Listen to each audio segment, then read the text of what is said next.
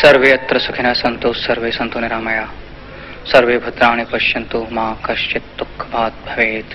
ओम। मेरे स्वजनों, अपने ही स्वजनों के हाथों सम्मानित होने में गौरव का अनुभव होता है, प्रसन्नता भी होती है। एक विष्णुगुप्त गौरव भूषित हो या नहीं परिषद, नहीं शिक्षक के लिए गौरव की बात हो सकती है।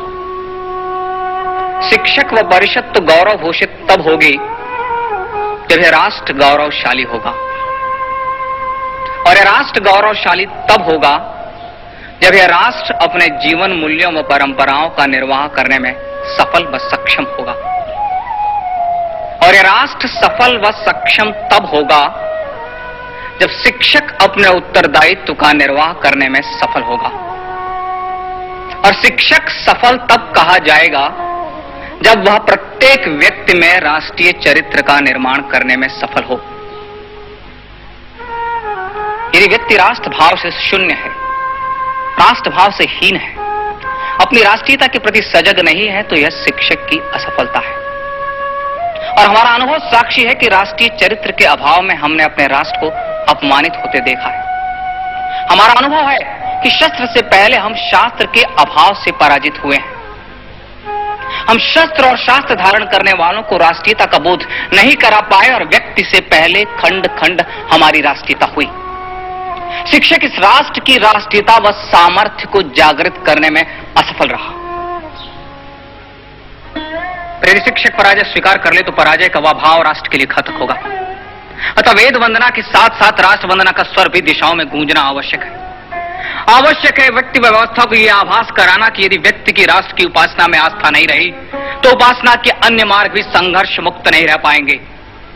अतः व्यक्ति से व्यक्ति, व्यक्ति से समाज व समाज से राष्ट्र का एकीकरण आवश्यक है। अतः शीघ्र ही व्यक्ति, समाज व राष्ट्र को एक सूत्र में बांधना होगा, और वह सूत्र राष्ट्रीयता ही हो सकती है।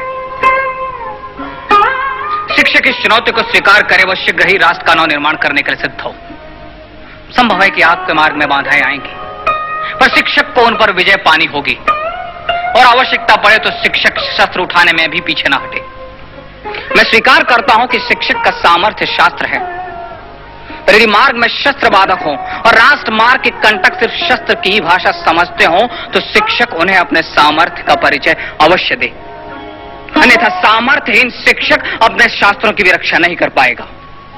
संभव है कि इस राष्ट्र को एक सूत्र में बांधने के लिए शिक्षक को सत्ताओं से भी लड़ना पड़े, पर स्मरण रहे कि सत्ताओं से राष्ट्र महत्वपूर्ण है, राजनैतिक सत्ताओं के हितों से राष्ट्रीय हित महत्वपूर्ण है। अतः राष्ट्र की वेदी पर सत्ताओं की आहुति देनी पड़े तो भी शिक्षक संकोच न करे।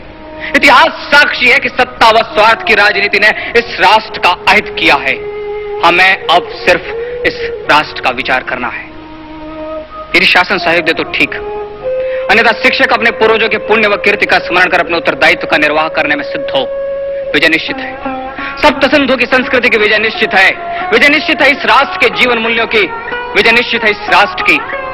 आवश्यकता मात्र आवाहन की है।